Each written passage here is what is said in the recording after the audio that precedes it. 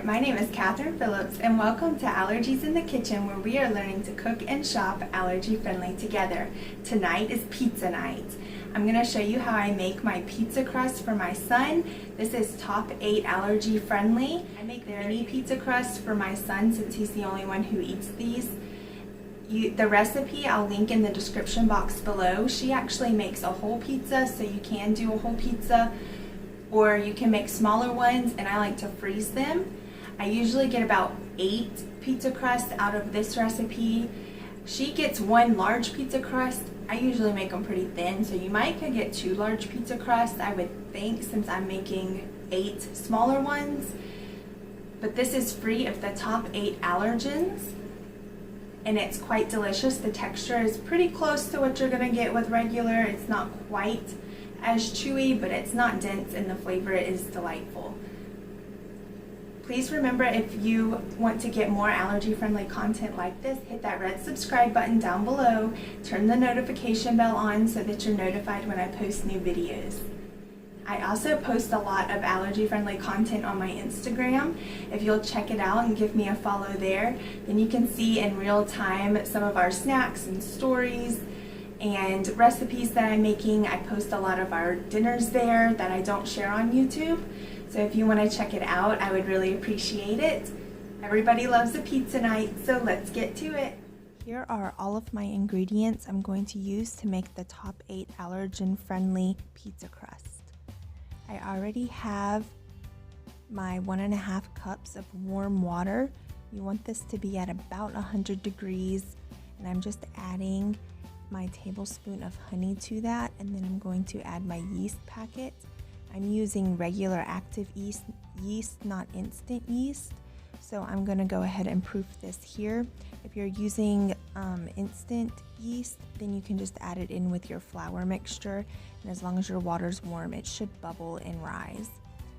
Now I'm doing 2.5 cups of this King Arthur measure for measure flour. I have found with the gluten-free flours especially, you want to use a spoon and dip it into your measuring cup. That way you get a more accurate measuring. Most of the recipes will tell you to do this, but you get a more accurate reading this way. The only more accurate way would be to weigh it, and some recipes tell you to, but I don't have time for that, so I'm just doing 2.5 cups of that flour. Now I'm adding a tablespoon of baking powder and a teaspoon of salt. Then I'm going to whisk this up.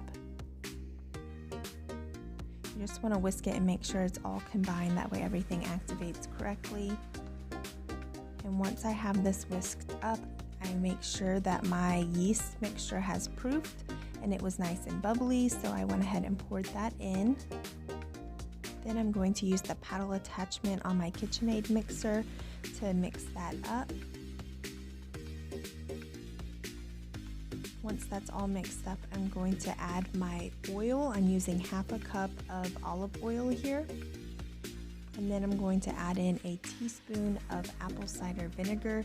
That's going to help activate the baking powder and help the rising process so that we get a nice chewy crust. I let that mix up, and it's pretty loose. I mean, it's a little bit thicker than I would say cake batter, maybe more like a brownie batter, maybe a little bit thicker, but I let that go for a minute or two. I'm going to go ahead and use my olive oil and grease my bowl so that it doesn't stick too bad. You can see it's thick, but it's definitely not in a ball form yet. That will happen when we're kneading and adding more flour after it's risen. So I'm going to pour this into my greased bowl.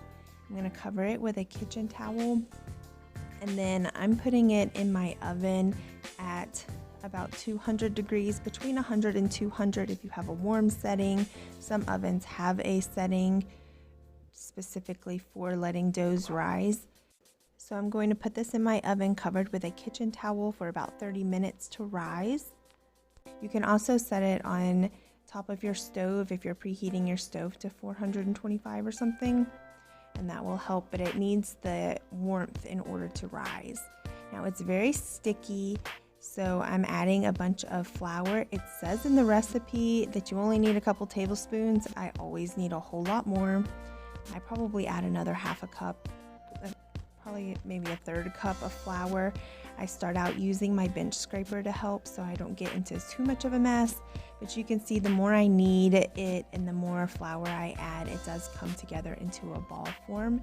I'm going to cut this into 8 equal chunks, and then I'm going to roll those out into 8 individual mini pizzas. These are the perfect size for Asher. He is almost 5 years old here, and he'll usually eat a whole pizza in a sitting when I do them this size, and then we don't have leftovers, and I freeze the others. You do need to go ahead and poke them so that they don't get big air bubbles in them. So I will poke them with a fork before they go into the oven. I'm going to bake these at 425 degrees for about 7 minutes, and then I'll top them and bake them again. If you're using a whole pizza instead of doing the individual size pizzas, then I would bake it for 15 minutes to start with and then top it, and you'll bake it for another 10 minutes or so. Now I'm just adding my sauce to it, and then this Real Life cheese. This is our favorite vegan cheese that we've tried.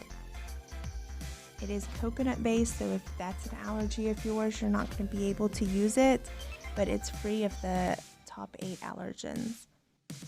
I just used a jarred marinara sauce. A lot of them are top 8 allergy friendly. The main thing you have to check in your sauces is for soybean oil. A lot of them tend to contain soybean oil because it's much cheaper than olive oil. This is what his little pizza looked like when it came out of the oven. I'm just gonna slice that up and get it ready and cooled off for him to try it out. This crust is sturdy enough to add whatever additional pizza toppings are safe for you and your family without it crumbling and falling apart. So here's his pizza. Let's see what he thinks. All right, are you ready to try this pizza? Yeah. Ooh, cheesy. It's good? Mm-hmm. You give it a thumbs up. Mm-hmm. How's the crust? It's good. It's good? Yeah. Is it nice and chewy? Yeah. Good pizza crust. Yes, that's my dad's pizza crust. Thank you so much for joining me in the kitchen today. This pizza crust was quite delicious, and our toppings, that's our favorite cheese, the BioLife cheese. It is the least funky flavored vegan cheese that we have found, and we've tried most of them. My son gave it a thumbs up, as you saw. This is great to freeze. Like you saw, I make mini ones. I ended up getting 8 mini pizzas out of this, so he ate one tonight, and I have 7 more pizza nights in my freezer. It is a little bit difficult for it to come together sometimes, and you kind of saw me struggle with that a little bit. Every time I've struggled with it, you just keep adding flour and you'll eventually get the right consistency. The dough is really soft and it's easy to pat out and form a pizza crust out of it. I have also added olive oil and garlic powder to the top just to add some extra flavor to it sometimes. I hope you'll give this recipe a try. I do have it linked in the description box below. You can follow along with the blog post that I followed of somebody's. And remember, if you do give it a try, tag me on Instagram so I can see. Don't forget to hit that subscription button and the notification bell so you're notified when I post more allergy-friendly content. I'll see you in the kitchen next time.